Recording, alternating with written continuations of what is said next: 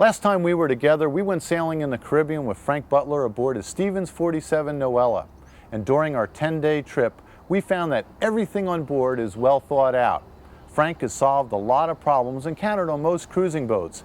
Everything from wind scoops to dinghy storage to electronics is done beautifully and practically. So let's take a look at what may be the best outfitted cruising boat Sailing Quarterly has ever seen. I've been sailing for over 25 years and living aboard full-time for the past 4 years on Noella, a Sparkman and Stevens center cockpit cutter rig 47-foot sailboat. What I'd like to do is take this opportunity to point out a few of the things on Noella that I think serve their purpose very, very well, and it may serve as tips to those of you on your own boats. The bow roller system here on Noella is particularly well designed. It will cant down as well as up. What this means is if you actually foul the anchor while bringing the anchor up, rather than having the stresses horizontal on the tip of the bow roller, the stress is vertical as you pull up the anchor chain. Greatly reduces the potential of bending, damaging, or breaking the bow roller on your boat. Retrieving the anchor is very, very easy with this type of a bow roller system. Because the bow roller itself tilts down as the anchor is brought up, it actually leads the anchor shank over the top of the roller system. So you don't have to worry about going forward, leaning off the bow, trying to straighten out the anchor as you retrieve the anchor up over the bow roller. If you have a complete chain anchor rode, as we do on Noella, it's very important to snub the chain once the anchor is down and set. That is done simply by attaching a length of 3-strand nylon to the chain with a chain hook, or devil's paw as it's referred to, and bring that back through your bow roller onto a forward cleat. When the chain then is brought taut, the stress is on the nylon snubber and not on the chain. And of course, as with any line that is under an amount of stress, it's important to add chafing gear to your snubbing line where it contacts the bow roller or the deck. That's in constant motion, yawing back and forth, and if you don't have some type of chafing gear, it will shortly chafe through. Also, with boats that are equipped with an all-chain rode, it's very important to install a chain stopper forward of your anchor windlass.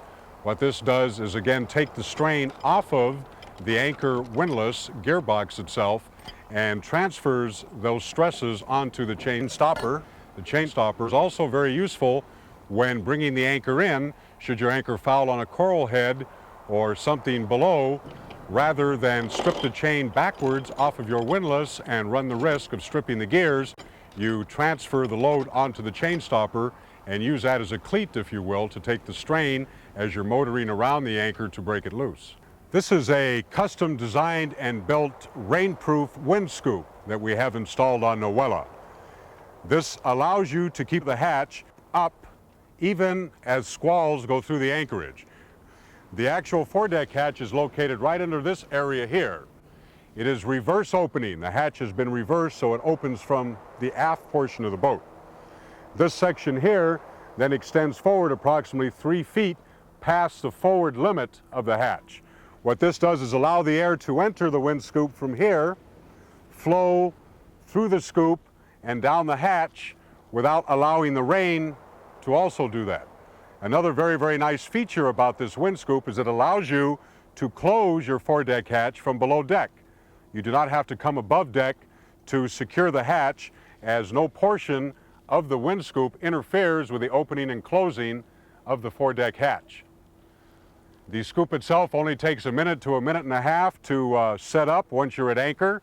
You tension it on my particular boat using the spinnaker halyard, although you could run any halyard forward to tension the aft portion of it, and then I secure the forward leading edges to my inner forestay.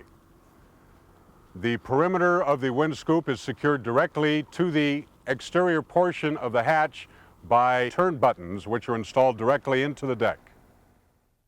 Another very important feature on a cruising boat is to have a deck wash, saltwater deck wash arrangement.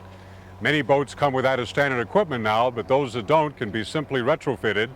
It should be installed somewhere close to the stem of the boat. It makes it very, very easy to wash your anchor chain your rode, and the anchor as it comes aboard.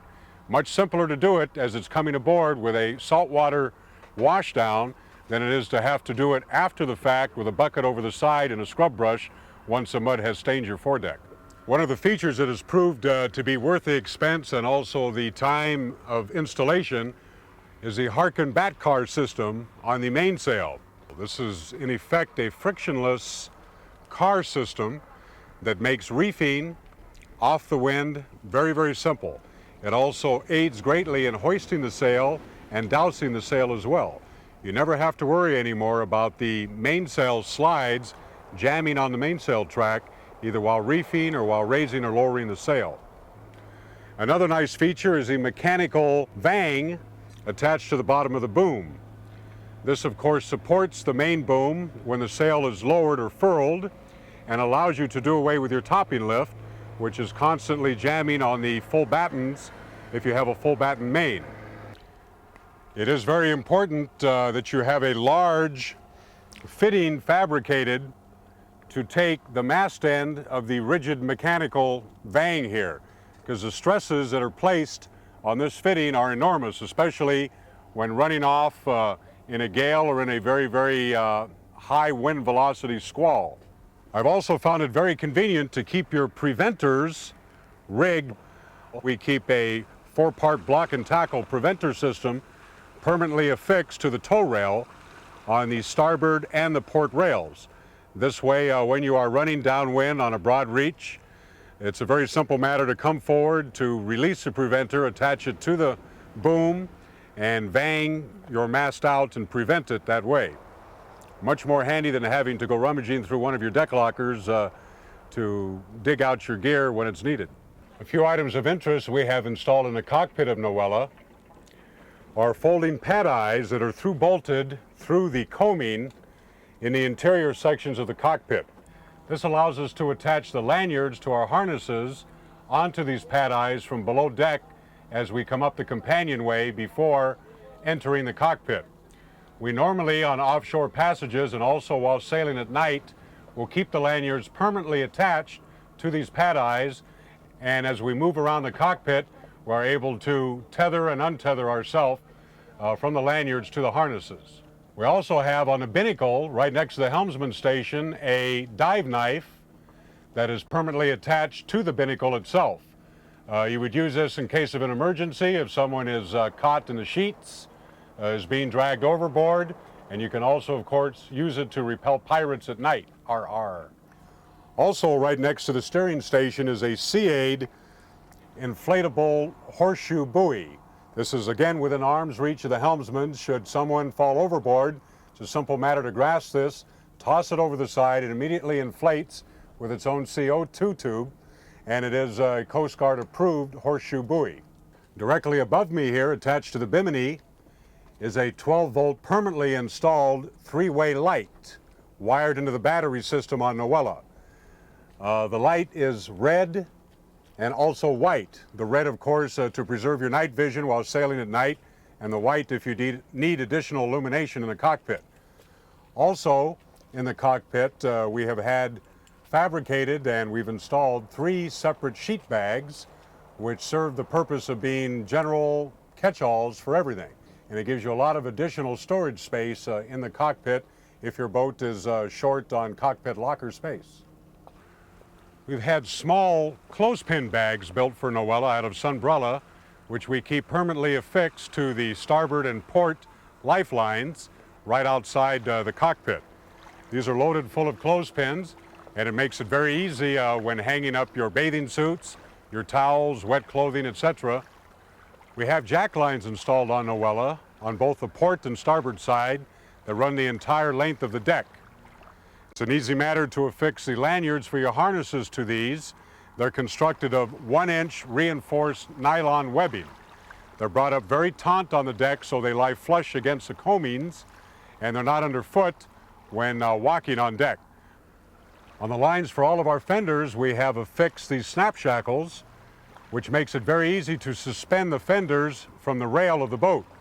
Noella has a slotted tow rail, and it's a very simple matter to attach this to the slot in the tow rail or to affix it to the lifelines. Probably about the best thing that we've done on Noella was to design and install this custom radar arch. Radar arch serves a multitude of purposes besides just supporting, of course, the radome for the radar. We're able to mount all of our navigational antennas on the arch. It's a basic catch-all for a lot of our equipment. We keep our gaff and our fishing nets.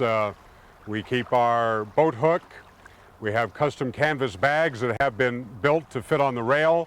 They carry fishing equipment, carry our dock lines. It really comes in very handy. It's also a very, very useful handhold when you're on the aft deck back here in a rolling sea. To the rear of the radar arch, I have affixed these Atkin and Hoyle dinghy davits. These davits are infinitely adjustable in terms of the angle. That's why I selected these davits. Then I had them mounted onto the radar arch to suspend the dinghy. The height of these davits allows you to raise the dinghy high enough out of the water that when you're sailing to weather, you need not worry about dipping the dinghy into the water, which can be a very common and serious problem. It also gives you sufficient room beneath the dinghy when the dinghy is hoisted to still use the stern ladder with full access back here to the stern rail. We have a very simple boarding ladder. It's made out of 3/8" marine plywood, approximately 8 or 9 feet of 3/8" small stuff line, a couple of snap shackles. It's very simple to board a boat from either rail as opposed to trying to board the boat off the stern. A lot of people believe because their boats are designed with stern ladders that the logical place to board their boat is off of the transom or the stern of the boat. Not always the case, particularly if there's a strong wind blowing. It's very, very difficult sometimes to keep your dinghy up snug against the stern of the boat while passengers are boarding the boat or the dinghy. Okay, below deck on Noella we have a lot of cross ventilation, very, very important on any boat that intends on cruising in the tropics. Noella has 13 opening portholes and a total of 6 deck hatches. We have also installed fans in all of the cabins as well as the galley areas and the heads. You never quite get enough air down below, and believe me, if those trade winds aren't blowing 15 to 20 knots, it can get very, very warm down below deck. Another very important consideration when you're offshore is in the event of knockdown or capsize, how to keep things from flying about uncontrollably in the below deck spaces and injuring crew members. With that in mind, we have installed such things as these straps above all of our bookcases, which will keep the books in place in the event of a knockdown.